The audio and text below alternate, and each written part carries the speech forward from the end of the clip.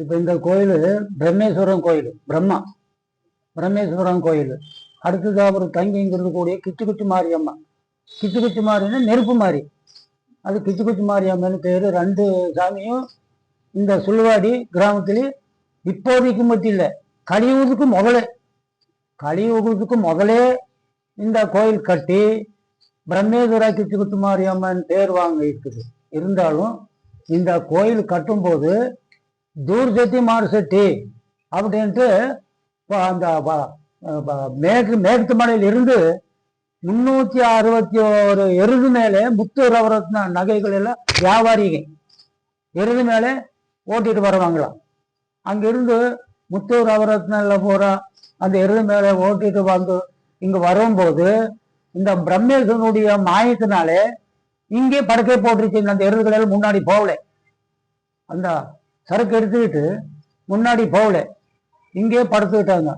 இங்கே படுத்துருந்து போட்டு அப்புறம் சமையலாக்குறதுக்கு சரி இங்கே படுத்துறது போட்டு சமையலாக்கி சாப்பாடு போட்டு வெடிச்சு நாங்கள் போயிடலன்னு சொல்லி தூர் சட்டி மாறு சட்டியும் இந்த பாங்காடு மரத்தடியில படுத்துட்டாங்க. வேங்க மரம், துருவேங்க மரத்தடியில இந்த எருதுகளை எல்லாம் கட்டி போட்டு சமையலாக்குறதுக்கு வளையக்கல் எடுத்தாங்களா. 2 கல் தான் கிடைக்குதா. 3 கல் வச்சாதான் வளைய அடுப்பு வச்சு சமையல் ஆக்க முடியும். 2 கல்லில் எப்படி சமையல் ஆக்க முடியும்? இப்படி தொலை பார்த்தாங்களா, எங்கும் கிடைக்கல. அப்புறம் அதே இடத்துல அப்போ 8 மணி 9 மணி இருட்டாயிருச்சு. அதுக்குள்ளாக தொலை பார்க்கும்போது களை கிடைக்கல. அப்புறம் அதே இடத்துல பார்க்கும்போது ஒரு புத்து மாதிரி இருந்ததா. புத்துக்குள்ள இவங்களுக்கு கண்ணுக்கு ஒரு கல்லு மாதிரி தெரிஞ்சுதா. சரி, அதே கல்லுக்கு இந்த 2 கல்லும் வச்சு அடுப்பு வச்சு தண்ணி வச்சு சமையல் ஆக்கலன்னு சொல்லி நெருப்பு வச்சு வேவிக்கும் போது தண்ணீர் அப்படியே இருக்குத, காயில சுடு தண்ணியே ஆகல. அதனால கோவத்தினால என்னடா தண்ணி என்னடா அடுப்பு அப்படின்னு சொல்லி எடுத்தாங்க. தேர்தல் எடுத்த வேலை போட்டிருக்கிறாங்க. அந்த சாமிக்கு அடிபட்டதுனால இந்த எருது கட்டியிருந்தவங்க வேங்க மரத்தடியில், பெரிய வேங்க மரத்தடியில் இந்த இவங்களுடைய சத்தியத்தில் மாயத்திலே ஒரே கல்லு, அந்த எருதெல்லாம் கல்லே பாரு அங்க இருக்கு, பின்னாடி பெரிய கல்லு பண்ணிருச்சு. அப்புறம் எப்படி முன்னாடி போவாங்க? போக முடியாது.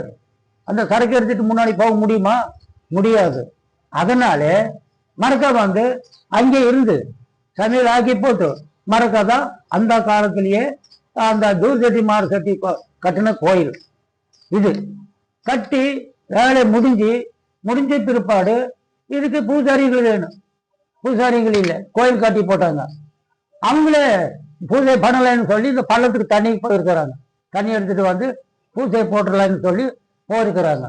அங்கு போகும்போது அவரை முதல்ல பிடிச்சிருச்சு. அவங்க பயம் வந்துருச்சு.